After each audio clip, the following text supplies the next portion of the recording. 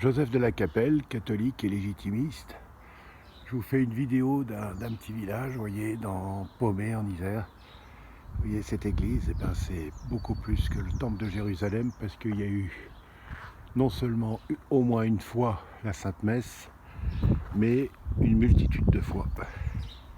La Sainte Messe, c'est tout le sacrifice de notre Seigneur Jésus-Christ. Ça, c'est une parenthèse importante pour se rappeler l'importance et le gigantisme de notre sainte religion.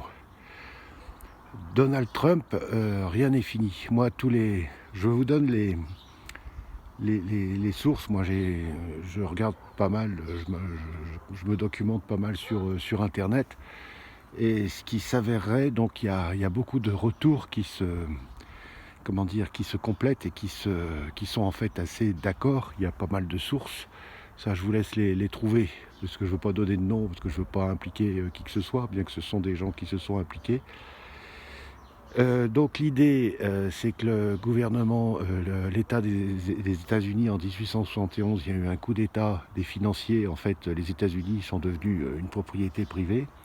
Donc les Américains ne s'appartiennent plus, ils appartiennent à une corporation. Donc ça explique beaucoup de choses. Par exemple, les Américains ont beaucoup de mal à trouver de la nourriture qui ne soit pas industrialisée, donc avec des manières de cultiver qui ne sont pas forcément très bonnes, etc. Donc ils deviennent malades, et après, quand on est malade, eh ben, ça fait marcher l'industrie pharmaceutique, etc. En fait, tout ça, c'est une usine à consommer, quoi. Et on ne regarde pas l'intérêt des Américains. Donc il semblerait que Donald Trump a posé des jalons pendant tout son mandat. C'est vrai que s'il avait été réélu, c'est pour ça qu'ils n'ont pas voulu qu'il soit réélu. Donc on pense vraiment qu'il y a eu des magouilles au niveau des votes.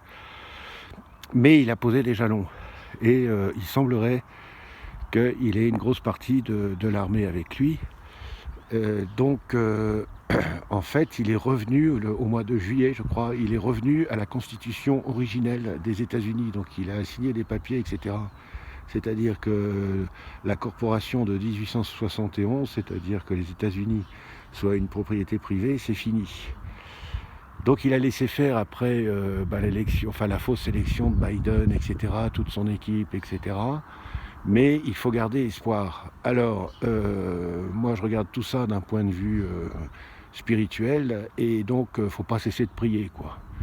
C'est-à-dire qu'il ne faut pas dire c'est gagné ou quoi que ce soit, il faut vraiment intercéder tout le temps, quoi. Et quand on va à la messe, bien offrir la messe à toutes ses intentions, à la victoire du bien sur le mal.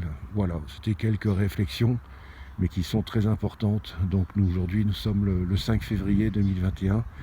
Ne pas cesser de prier pour tous ceux qui sont tous les bons.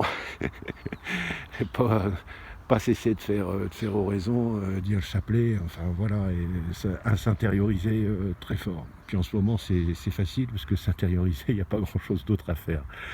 À très bientôt à tous. Sainte Jeanne d'Arc, Saint Padre Pio, Saint Joseph, Sainte Thérèse de l'Enfant Jésus, Notre-Dame de Boulogne, Notre-Dame de France, priez pour nous, tous les saints et les saintes de France et de l'univers et du monde entier, priez pour nous. À très bientôt, Deus et Rex.